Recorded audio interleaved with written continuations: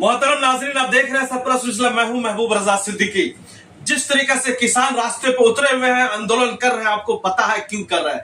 इसलिए कि हमारे प्रधानमंत्री मोदी साहब ने वादा किया था 2016 में बजट आने से कबल कि 6 साल में आपकी आमदनी दुगनी हो जाएगी।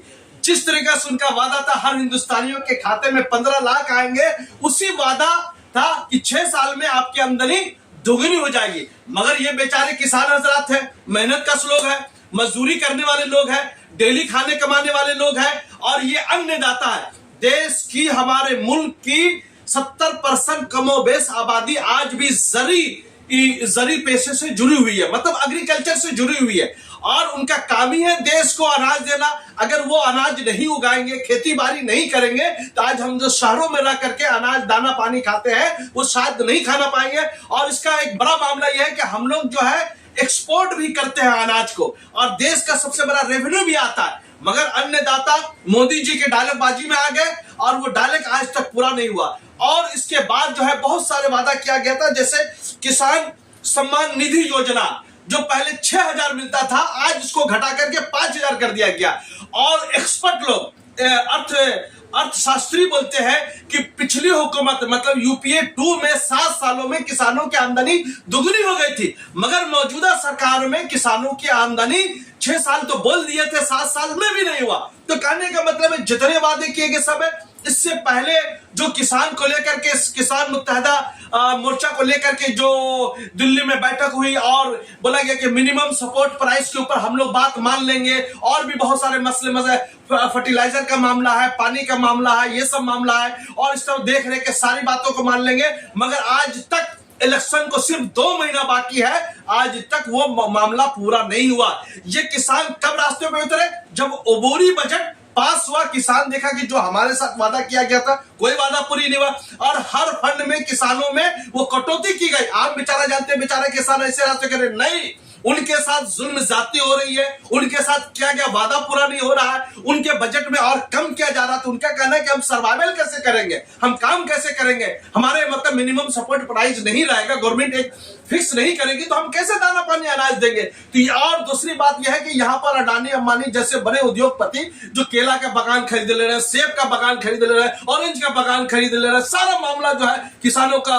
डायरेक्ट खरीद ले रहे हैं, तो एक बड़ा व्यापार भी हो गया। बेचारे किसान जाए तो जा का, तो और जिसकी वजह से उन्होंने एक नारा दिया है कि आइंदा होने वाले 2024 के इलेक्शन में हम लोग हर हालत में बीजेपी गवर्नमेंट को हराएंगे, उनका ये नारा है। और कल 21 तारीख है, वो लोग दिल्ली कूच कर रहे हैं, वो मार्च कर रहे हैं, देखना है कि क्या पैमाना होता है।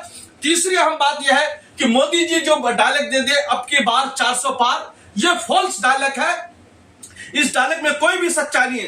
पूरे देश में जो है बीजेपी के खिलाफ लहर चल रही है। मेरे कहने का मतलब है कि साउथ इंडिया में 130 सीट है, और मोदी जी बीजेपी 30 सीट में 10 सीट ला पाएंगे कि नहीं ला पाएंगे, इसकी भी कोई गारंटी नहीं है।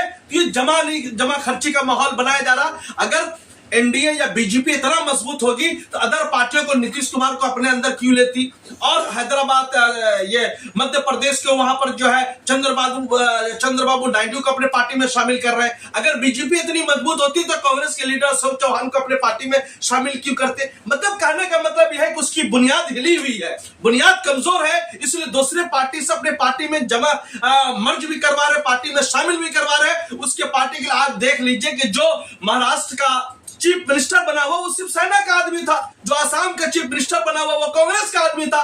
किसको अपने आदमी पर कोई भरोसा नहीं है। पता नहीं कैसे लीडर उसने पैदा किया कि हमेशा दूसरे को तोड़ लेते।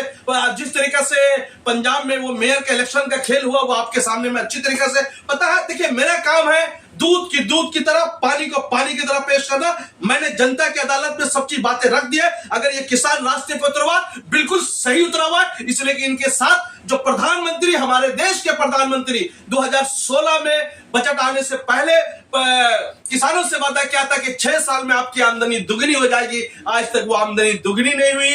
और मिनिमम सपोर्ट प्राइस, जिस तरीके से दिल्ली में मीटिंग हुई थी मंत्री जी के साथ, बोला गया था हम एमएसपी पर मान लेंगे, वो सारी बातें नहीं। इंश्योरेंस के बातें थी, वो था किसान सम्मान निधि योजना का मामला था, 6,000 वाला मामला, वो भी कम हो गया। इस तरह बहुत सारे फंड थे, वो भी फंड कुछ भी नहीं मिल रहा है। अगर किसान रास्ते पे है, अगर ये कंटिन्यू 2 महीना और कर लिया तो बीजेपी की सरकार तीसरी बार बनाना नामुमकिन होगा। आप देखते रहिए सरपंच ने। दीजिए भाई, मैं थैंक यू वेरी मच हमारे साथ जुड़ने के लिए, शुक्रिया।